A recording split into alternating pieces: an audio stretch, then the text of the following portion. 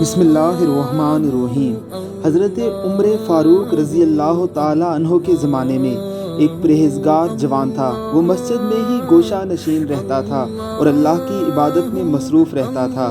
حضرت عمر فاروق رضی اللہ تعالی عنہ کو وہ شخص بہت پسند تھا۔ اس جوان کا بوڑھا باپ زندہ تھا۔ وہ شخص اپنے بوڑھے باپ سے ملنے عشاء کے بعد روزانہ جایا کرتا تھا۔ راستے میں ایک عورت کا مکان تھا۔ وہ اس جوان پر فریفتہ ہو گئی اور بہکانے لگی۔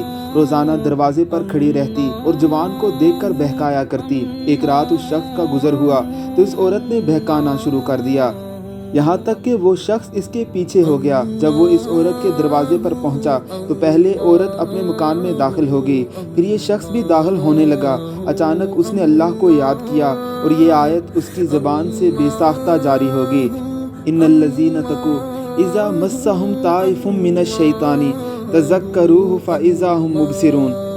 بے شک جو لوگ خدا سے ڈرتے ہیں جب انہیں شیطان چھوتا ہے وہ چونک جاتے ہیں اور ان کی آنکھیں کھل جاتی ہیں، اور پھر وہ غش کھا کر وہیں دروازے پر گر پڑا۔ اندر سے عورت آئی، یہ دیکھ کر کہ جوان اس کے دروازے پر بے ہوش پڑا ہوا ہے، اس کو اپنے اوپر الزام آنے کا اندیشہ ہوا۔ چنانچہ اس نے اپنی ایک لونڈی کی مدد سے اس جوان مرد کو وہاں سے اٹھا کر اس کے باپ کے دروازے پر ڈال دیا۔ ادھر بوڑھا باپ اپنے لڑکے کی آمد کا منتظر تھا۔ جب بہت دیر تک وہ نہ آیا تو اس کی تلاش میں گھر سے نکلا، دیکھا کہ دروازے پر بے ہوش پڑا ہوا ہے۔ بوڑھے نے اپنے گھر والوں کو بلایا، وہ اس کو اٹھا کر اپنے گھر کے اندر لے گئے۔ رات کو وہ جوان ہوش میں آیا۔ باپ نے پوچھا، بیٹا تجھے کیا ہوا تھا؟ اس نے جواب دیا کہ خیریت ہے۔ باپ نے واقعے کی حقیقت دریافت کی، اس نے پورا واقعہ بیان کر دیا۔ پھر باپ نے پوچھا کہ وہ کون سی آیت ہے جو تو نے پڑھی ہے؟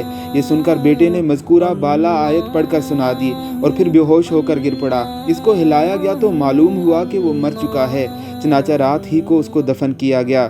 جب صبح ہوئی اور حضرت عمر فاروق رضی اللہ تعالی عنہ کو اس کے انتقال کی خبر ملی تو مرحوم کے بوڑھے باپ کے پاس تعزیت کے لیے گئے۔ تعزیت کے بعد شکایت کی کہ مجھے خبر کیوں نہ کی؟ اس نے کہا، امیر المومنین رات ہونے کی وجہ سے اطلاع نہ دے سکا۔ حضرت عمر فاروق رضی اللہ تعالی عنہ نے فرمایا، مجھے اس کی قبر پر لے جاؤ۔ قبر پر جا کر فرمایا، اے شخص ولیمن خاف مقام ربہ جنتان، اس شخص کے لیے جو خدا سے ڈرتا ہے وہ دو باغ ہیں، یعنی دو جنتیں ہیں۔ اس شخص نے قبر کے اندر سے ہی جواب دیا، اے عمر اللہ نے مجھے دونوں جنتیں دے دی ہیں۔